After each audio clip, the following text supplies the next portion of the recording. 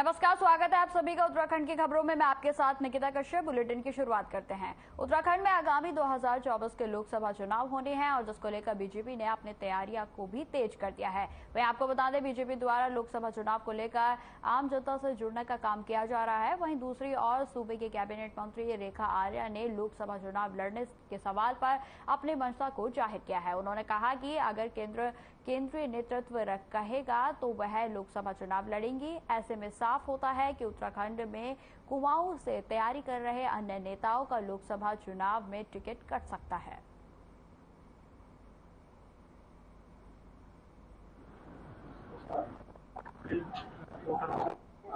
देखिए, हमारे यहाँ पर संगठन की बैठकें वैसे सामान्य प्रक्रिया है और हमारे यहाँ पर कभी भी हमारे यहाँ ये संस्कृति नहीं रही कि जो जितना बड़ा व्यक्तित्व है कार्यकर्ता से उतनी बड़ी दूरी बनाकर वो अपने व्यक्तित्व को बड़ा दिखाते हो।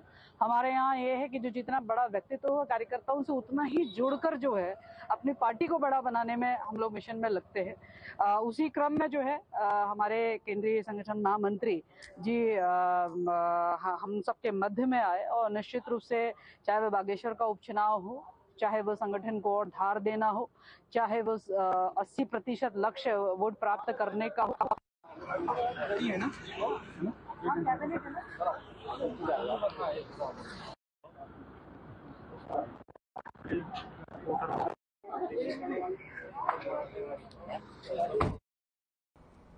वित्त मंत्रालय भारत सरकार द्वारा पूंजीगत निवेश 2023 से 24 के अंतर्गत उत्तराखंड को विशेष सहायता यानी ऋण के लिए 951 करोड़ रुपए की स्वीकृति प्रदान की गई है। वहीं आपको बता दें, मुख्यमंत्री पुष्कर सिंह धामी ने इस स्वीकृति पर केंद्र का आभार व्यक्त करते हुए कहा कि आदरणीय प्रधानमंत्री नरेंद्र मोदी के नेतृत्व में केंद्र सरकार ने उत्तराखंड को विशेष सहायता हेतु 951 करोड़ रुपए की स्वीकृति प्रदान की है। साथ ही उन्होंने कहा कि इस धनराशि का उपयोग प्रदेश के विभिन्न 48 योजनाओं के क्रियान्वयन में किया जाएगा और समस्त प्रदेशवासियों की ओर से विशेष आर्थिक सहायता प्रदान करने हेतु आदरणीय प्रधानमंत्री मोदी एवं केंद्रीय वित्त मंत्री श्रीमती निर्मला सीतारमण का दिल से आभार। वहीं आपको बता दें कि निश्चित तौर पर केंद्र से के इस अभूतपूर्व सहयोग से उत्तराखंड के विकास को नई गति प्राप्त होगी।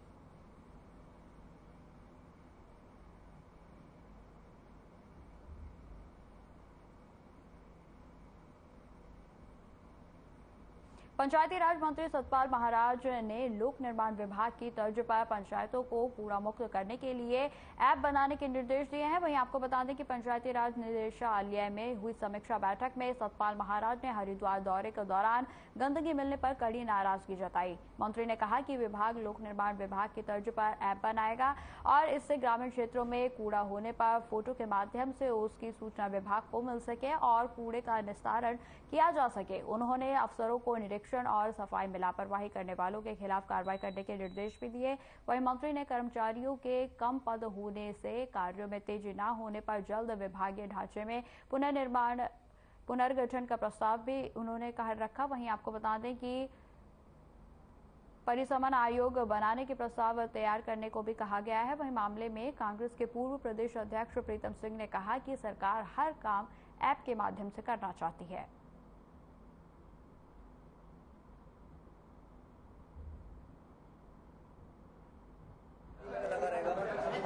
ये ऐप से चलने वाली सरकार नहीं है। ऐप तो सुविधा के लिए है और जब ऐप को डेवलप किया जाता है तो उसमें कुछ त्रुटियां आती हैं, कुछ कमियां आती हैं, उनको फिर और ठीक किया जाता है। तो आप जो देख रहे हैं कि आज पूरे मोबाइल के अंदर ऐप लगे हुए हैं, तो उसके अंदर विस्तार हुआ है, विकास हुआ है।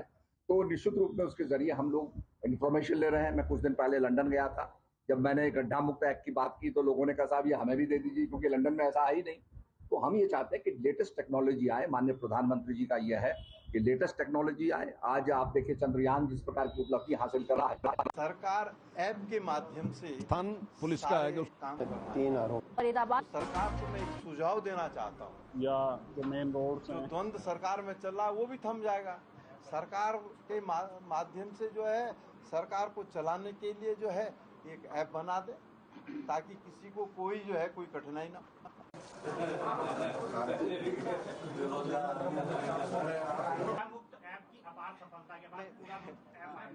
देखिए सरकार दिनेशपुर में किसानों के द्वारा भूमि बचाओ आंदोलन का समर्थन करते हुए दुर्गापुर में एक बैठक आयोजित की गई। इस दौरान बाजपुर में आपको बता दें कि 20 गांव भूमि पर क्रम में प्रभावितों की लड़ाई लड़ने संघर्ष समिति का स्थानीय किसानों का समर्थन भाजपुर के लिए रवाना हुआ।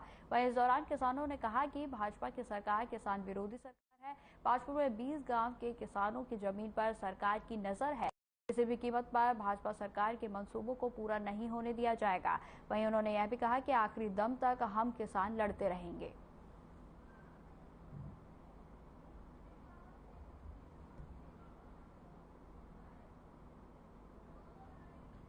ने यहाँ पे बैठक की है। हमारी जो किसानों की ज़मीनें जो भाजपुर में सीलिंग में जा रही हैं, 5000 एकड़ ज़मीन है, जिस पे ये सरकार हमारे किसानों को शुरू से ही परेशान करती आई है। आज बहुत ही विशाल एक बहुत बड़ी संख्या में भाजपुर के अंदर एक धरना है मंडी में, और हम उसी धरने के सिलसिले में अपने दिनेशपुर के एरिए से और कुछ मेरे मित्र लोग बिलासपुर से आए हुए हैं। बैठक यहाँ तो प्रधान जी के नेतृत्व में हम सब लोग भाजपुर जा रहे हैं, तो बैठक और आंदोलन वहीं होगा जो भी होगा। तो यहाँ से हम प्रधान जी के नेतृत्व में पूरे ग्रामवासी आंदोलन को समर्थन देने जा रहे हैं, जो 20 गांव की ज़मीन सीलिंग में डाल दी गवर्नमेंट में। और ये जो हमारे किसानों को परेशान किया जा रहा है, भाजपुर में 20 गांव हैं, उसमें सभी जातियों के हैं व्यक्ति, और किसानों को बिल्कुल बेदखल कर रही है सरकार। उस पर सीलिंग का ऑर्डर सुना चढ़ा दिया है, देखा कि हमने, तो उसके चलते आज धरने का उसका ऐलान किया गया।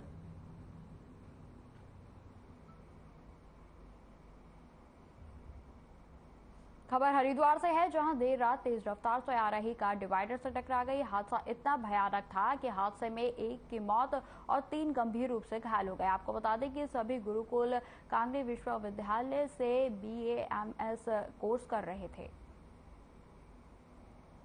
तो आपको बता दें कि रफ्तार का कहर देखने को मिला है, जहां पर तेज रफ्तार के कारण जो कार है वो डिवाइडर से टकरा जाती है, और जिसके बाद हादसे में 3 लोग जो है वो गंभीर रूप से घायल हो जाते हैं, और साथ ही एक व्यक्ति की जो है मौके पर ही मौत हो गई। तो कहीं ना कहीं जो कहर रफ्तार का कहर है वो देखने को मिला है, जिसके कारण जो है एक जान जो है वो चली गई। तो आप सभी सावधानी बरतते हुए ड्राइविंग करें, और साथ ही रफ्तार का ध्यान रखते हुए जो है ड्राइविंग की।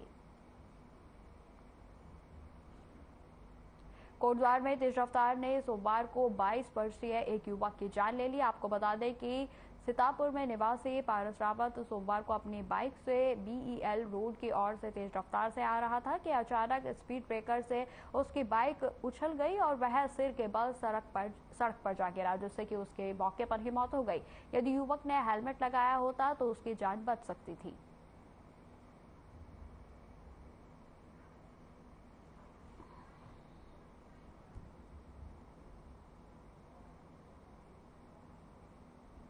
पास आया, वो 26 साल का एक मेल लड़का है।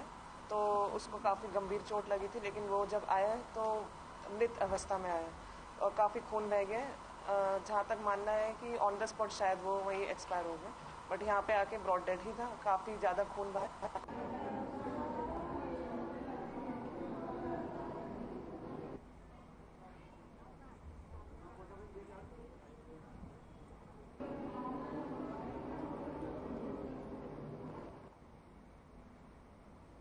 तो आपको बता दें कोटद्वार में तेज रफ्तार का कहर देखने को मिला है, जिसमें 22 वर्षीय की युवक की मौत हो गई थी। फिलहाल अब खबरों में आगे बढ़ते हैं। बागेश्वर बिटाल गांव निवासी रघुबीर बिष्ट द्वारा विकास भवन के समीप पुल से नदी में छलांग लगा दी गई। छलांग लगाने की सूचना मिलते ही जल पुलिस, फायर की टीम और कोतवाली पुलिस मौके पर पहुंचकर टीम के द्वारा खोजबीन शुरू की गई। वहीं रेस्क्यू टीम के द्वारा अग्निकुंड से लेकर 200 मीटर आगे से रघुबीर सिंह बिष्ट पूर्व CRPF जवान 72 साल की बॉडी रिकवर की गई। वहीं आपको बता दें कि CO अंकित कंजारी द्वारा बताया गया कि अभी तक आत्महत्या के कारणों का पता नहीं चल पाया है। फिलहाल पुलिस मामले की जांच पड़ताल कर रही है। वहीं आपको बता दें कि शव का पंचनामा भरकर पोस्टमार्टम की कार्रवाई की जा रही है।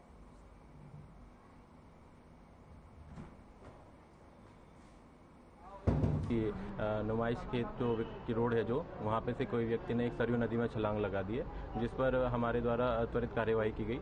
एसपी महोदय के आदेश पर फायर टीम और थाने की जो टीम है और 112 की टीम सभी को मौके पर भेजा गया। इसमें हमारी एक टीम जहाँ पे से उसने छलांग लगाई थी वहाँ पे गई, जबकि दूसरी टीम 300-200 मीटर आगे चली गई थी ताकि अगर वो आगे बहता हुआ दिखे तो उसे ढूंढ लिया जाए। जिला पौड़ी में शहर के एक निजी विद्यालय में पढ़ने वाले छात्र ने खुद को अपने पिता के लाइसेंस से बंदूक से घायल कर दिया। आपको बता दें कि घायल अवस्था में युवक को उसके परिजन जिला अस्पताल पौड़ी इलाज के लिए लेके गए और मगर युवक की गंभीर हालत को देखते हुए डॉक्टरों के द्वारा युवक को हायर सेंटर रेफर कर दिया गया। वही जानकारी के मुताबिक पौड़ी मुख्यालय के सेंट थॉमस में 10वीं में पढ़ने वाले 16 वर्षीय अर्पित ने अपने पिता की लाइसेंस से बंदूक से खुद को गोली मार ली थी और मामले की गंभीरता को देखते हुए जिला अधिकारी पौड़ी डॉक्टर आशीष चौहान द्वारा युवक को हायर सेंटर भेजने के लिए चॉपर की व्यवस्था की गई, मगर देहरादून में मौसम खराब होने के कारण चॉपर नहीं उड़ पाया। जिसके बाद युवक को एम्बुलेंस के माध्यम से ही हायर सेंटर ऋषिकेश एम्स भेज दिया गया।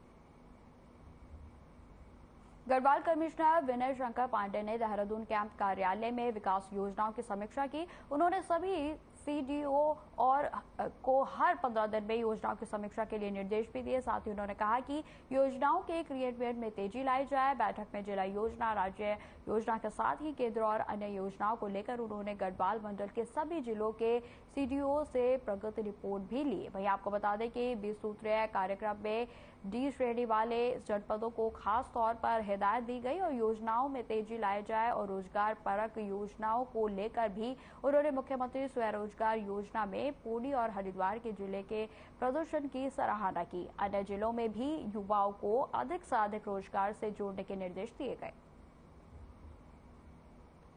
गढ़वाल के जो 7 जनपद हैं, इनके सभी जो मुख्य विकास अधिकारी थे, उनके साथ एक समीक्षा बैठक मैंने रखी थी वीडियो कॉन्फ्रेंसिंग के माध्यम से। उसमें मुख्य रूप से जो हमारे जिला योजना और स्टेट सेक्टर और सेंट्रल स्पॉन्सर्ड स्कीम और जो वॉइस एक्टिव परियोजनाएं हैं, उनकी समीक्षा की कि उसमें खर्च की स्थिति क्या है। साथ ही साथ जो फ्लैगशिप परियोजनाएं हैं, चाहे वो भारत सरकार की हों और या हमारे राज्य सरकार की हों। कोटद्वार में पनियाली गदेरे में आए उफान के कारण प्रभावित हुए लोगों की कोई सुध लेने वाला नहीं है। आपको बता दें कि मंगलवार को बाढ़ प्रभावितों ने मीडिया को अपने आपबीती सुनाते हुए कहा कि जब नेताओं को वोट की जरूरत होती है तो वह रात दिन उन्हीं के आगे पीछे घूमते रहते हैं, लेकिन मतलब निकल जाने के बाद कोई भी उनकी सुध लेने नहीं आता। वहीं आपको बता दें कि पनियाली गदेरे में आए उफान के कारण सबसे अधिक नुकसान कोडिया वाले इलाकों में हुआ है, जहां अभी भी मलबा लोगों के घरों के अंदर भरा हुआ है।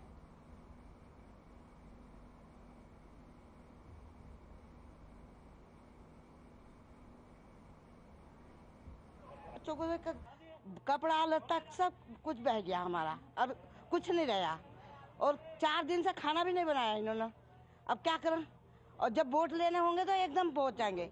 तो वो खंडूरी भी नहीं आई देखने के लिए, पहले आई थी, अब अभी आके भी नहीं देखा उसने हमें। उनके द्वारा कुछ कहा गया? नहीं, कुछ नहीं कहा, कुछ भी नहीं बोला हमें। आज देख कर जा रहे हैं बस ऐसे। आज 8 दिन हो गए। आप लोग देख ही रहे होंगे, आप भी आ रहे हो यहाँ पे, सब कुछ मतलब अब सफाई कर्मचारी भी लेके पड़े हैं, सब कुछ है। शुरू में ना तो किसी को खाने के लिए पूछ रहे ना कुछ, जो भी कोई अधिकारी आ रहा है सब ऊपर से देख के चले जा रहे हैं। डीएम साहब भी आए थे, यहाँ इधर नहीं घुसे, कुछ नहीं हुआ।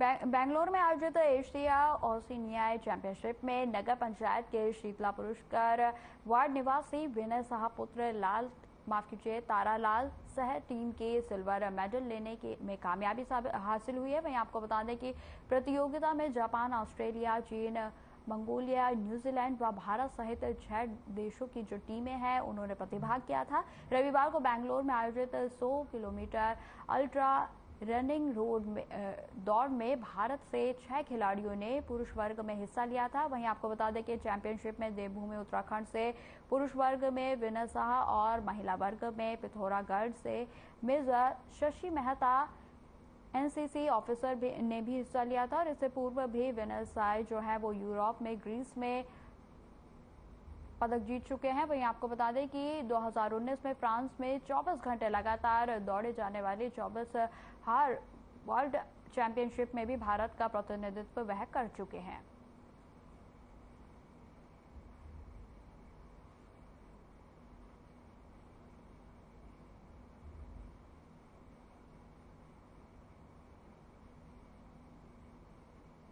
अल्मोड़ा जिले के विकासखंड सल्ट के तराड़ी प्रधान कार्यालय में हंस फाउंडेशन जनरल हॉस्पिटल सतपुली द्वारा निःशुल्क स्वास्थ्य शिविर का आयोजन किया गया, जिसमें करीब 70 ग्रामीणों की स्वास्थ्य जांच की गई। वहीं आपको बता दें कि शिविर में 15 लोगों को आंख के ऑपरेशन के लिए चयनित किया गया है, जिनका हंस फाउंडेशन जनरल हॉस्पिटल सतपुली में ऑपरेशन किया जाएगा।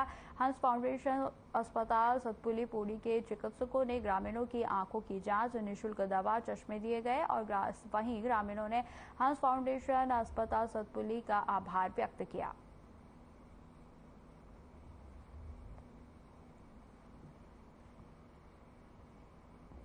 हंस फाउंडेशन सतपुली द्वारा एक निःशुल्क नेत्र चिकित्सा कैंप लगाया गया, जिसमें 70 से अधिक लोगों की नेत्र जांच कराई गई। जांच के दौरान कई लोगों को चश्मे व ड्रॉप प्रदान किए गए। 15 लोगों को ऑपरेशन के लिए सतपुली भेजा गया।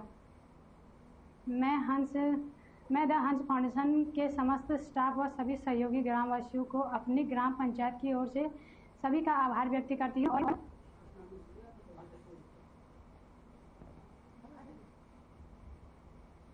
उधम सिंह नगर जनपद में शहीद उधम सिंह के शहादत दिवस के मौके पर जनपद में बलिदान दिवस के रूप में मनाया गया। वहीं आपको बता दें कि इस मौके पर जनपद प्रभारी मंत्री गणेश जोशी, क्षेत्रीय विधायक शिव अरोड़ा, मेयर रामपाल सिंह, डीएम उदयराज सिंह ने कलेक्ट्रेट परिसर में स्थापित शहीद उधम सिंह की प्रतिमा और चित्र पर श्रद्धा सुमन अर्पित करते हुए शहीद उधम सिंह को नमन किया गया। वहीं आपको बता दें कि श्रद्धा सुमन अर्पित करने के बाद सभी ने कहा कि शहीद उधम सिंह के साथ ही देश के वीर शहीदों की कुर्बानी बलिदान को कभी भी भुलाया नहीं जा सकता है, जिनकी कुर्बानी और त्याग की वजह से हम सभी नागरिक स्वतंत्र भारत में खुली हवा में सांस ले रहे हैं। सभी ने कहा कि युवा देश का भविष्य है। युवाओं को शहीदों के सपनों को साकार करने के लिए देश और समाज को मजबूत बनाने का काम करना चाहिए।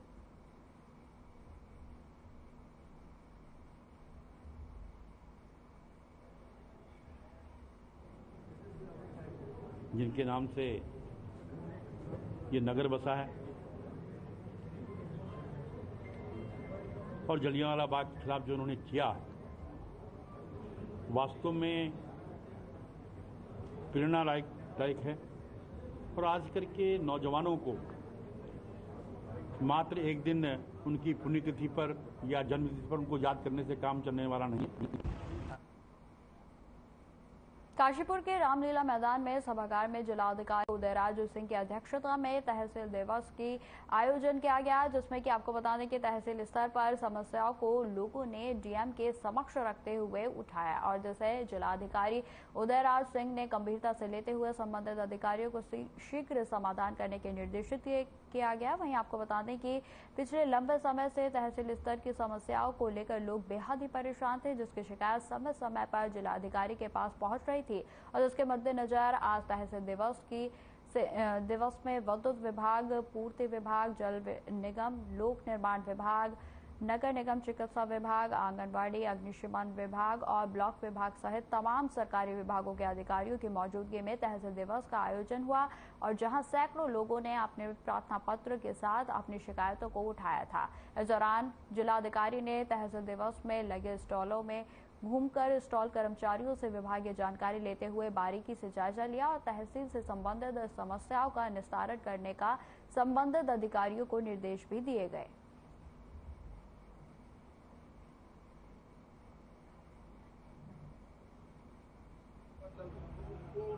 आसीपुर आज तहसील दिवस है तो शासन ने व्यवस्था की है कि जितने विभाग हैं जो जन सेवाओं से जुड़े हुए हैं उन सारे विभागों के भी स्टॉल लगे और वहां पर फैसिलिटेशन सेंटर टाइप का बनाया जाए। जैसे किसी का जन्म मृत्यु प्रमाण पत्र है, कोई वृद्धावस्था पेंशन का वेरिफिकेशन है, आवेदन कराना है, या एग्रीकल्चर के कोई नए जो इनपुट हैं लोगों को किसानों को जागरूक करना है, तो तमाम जो हमारे विभाग हैं उनके स्टॉल हैं, उनकी मैंने जानकारी ली कि क्या वो जनता को क्या बेनिफिट दे रहे हैं।